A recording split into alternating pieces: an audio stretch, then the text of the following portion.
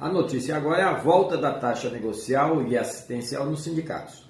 O Supremo Tribunal Federal concluiu nesta madrugada, do dia 11 para o dia 12 de setembro de 2023, o julgamento da ARE 101-8459, em que se discutia a contribuição negocial ou assistencial, aquela firmada nos acordos ou convenções coletivas e aprovada em assembleia.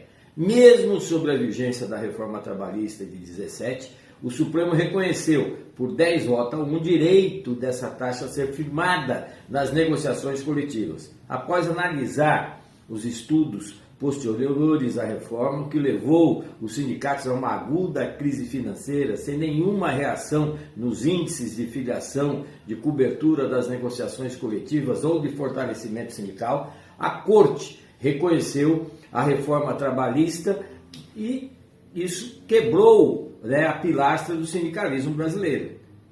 As entidades sindicais amargaram uma queda das casas de 99% da sua receita, algo inadmissível para as negociações coletivas e para o equilíbrio entre o capital e o trabalho. Agora, a Suprema Corte corrige aquele imenso equívoco e restabelece a autonomia do sindicato em estabelecer essa taxa de negociação nas negociações ou acordos coletivos. Por outro lado, é preciso esclarecer aos sindicalistas que o Supremo não conferiu uma carta em branco, sem limites, à cobrança da taxa negocial ou assistencial. Ela retorna, mas vinculadas às negociações coletivas, que é pressuposto e com direito de oposição do trabalhador ou trabalhadora. Depois de quase 6 anos sem recurso, os sindicatos precisam ter cautela na implementação da taxa negocial ou assistencial, estabelecendo-se um limite dentro de limites razoáveis e não colocando objeções à oposição do trabalhador. Mas, de outro lado, não permitindo que o empregador interfira na relação entre o trabalhador e seu sindicato, para que estimular ou confeccionar as cartas de oposição. Defendemos que a oposição seja feita na Assembleia, como mencionou o voto do ministro Barroso, mas sabemos que os outros votos ainda não têm essa definição. Precisamos ter cautela nesse momento, esperar o acórdão final para que isso fique mais claro. Mas defendemos que será, sim, pela oposição dentro das assembleias. Mas até lá devemos agir com muita prudência e responsabilidade na cobrança da taxa, para não incidirmos em erros do passado. Quanto às negociações coletivas em curso, o Supremo também não se pronunciou. Então, a melhor interpretação é de que as parcelas, porventura, que ainda não vencidas, possam ser cobradas. Aquelas que o prazo de cobrança já se venceu, não poderão ser mais cobradas, porque a decisão do Supremo não é retroativa. A Corte até poderia ter realizado essa modulação no tempo, mas não fez. Então, o trabalho ficará para a interpretação e as cortes inferiores. Quanto aos aditivos, as convenções ou acordos coletivos já firmados, judicialmente é possível realizar aditivos para aqueles que a taxa assistencial não fora prevista. Mas, considerando o contexto atual, convém não realizar aditivo único e exclusivamente para essa finalidade. Melhor aguardar a próxima convenção, ou pelo menos tratar de outros temas e inserir nos aditivos como norma sobre igualdade salarial entre homens e mulheres, a proibição de qualquer forma de discriminação, regras sobre proteção de dados pessoais, etc. A imprensa está anunciando que o Supremo está trazendo de volta o imposto sindical, no qual fora revogado pela reforma trabalhista de 2012. Trata-se de uma informação mentirosa. Já esclarecemos isso muitas vezes. O site da Escola do Ceará, por exemplo, tem artigos sobre isso. A Força Sindical já divulgou diversas matérias apontando a diferença entre taxa negocial, reconhecida por todo o mundo, e o imposto sindical, que é visto com muitas reservas. Inclusive pelo próprio sindicalismo, a gente sabe disso. Mas a grande mídia insiste no mesmo erro, sem considerar os esclarecimentos já feitos. E o que nos leva a crer que não se trata de simples erro, mas sim de um propósito de confundir a cabeça dos trabalhadores e da população.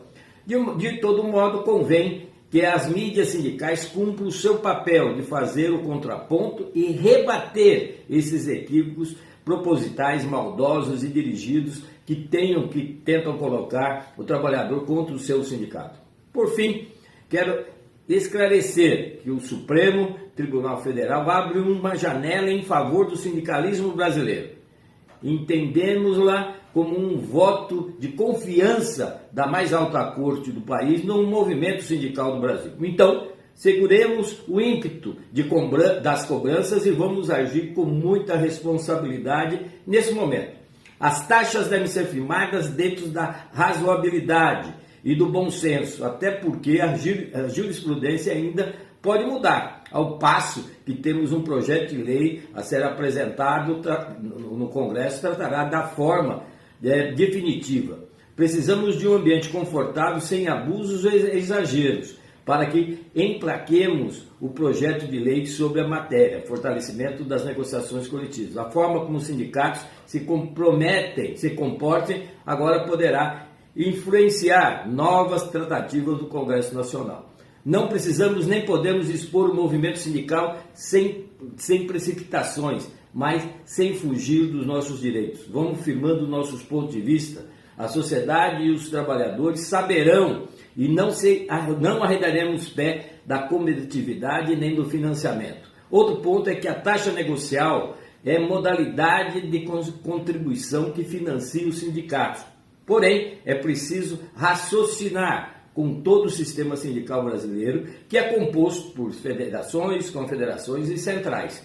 Os sindicatos precisam ser solidários com essas entidades de grau superior e contribuírem para que elas, possibilitando que sobrevivam e possam desempenhar suas funções nos seus respectivos âmbitos. O momento é de solidariedade, não de egoísmo. Todo o sistema sindical precisa sobreviver. Enfim, foi vencida uma etapa, um grande desafio também foi passado. Renasce o sindicalismo brasileiro, mas de forma consciente, responsável e solidária. Temos que agradecer aqui aqueles que se envolveram, nesse processo todo desses últimos anos. Os advogados, as centrais sindicais, em especial aqui o advogado da CNTM que deu entrada nesse processo a pedido da Confederação Nacional dos Trabalhadores Metalúrgicos, Dr. Cristiano Meira, ao doutor companheiro que também nos orientou com dados e estatística, o companheiro Dr. Francisco Gerson, também o companheiro Dr. César da Força Sindical, companheiro Paulinho, que também nos ajudou no convencimento, levando nossos argumentos junto ao Supremo. Enfim, muitas pessoas trabalharam para nós chegar nesse dia. Não podemos jogar isso fora. Vamos ter paciência, calma e com certeza vamos passar essa fase. Vencemos uma batalha e não a guerra. Por isso está muito consciente. E eu tenho certeza e confio no movimento sindical responsável. Por isso, para nós trabalhadores e trabalhadoras, mais uma vez está aprovado. A luta faz a lei. Obrigado.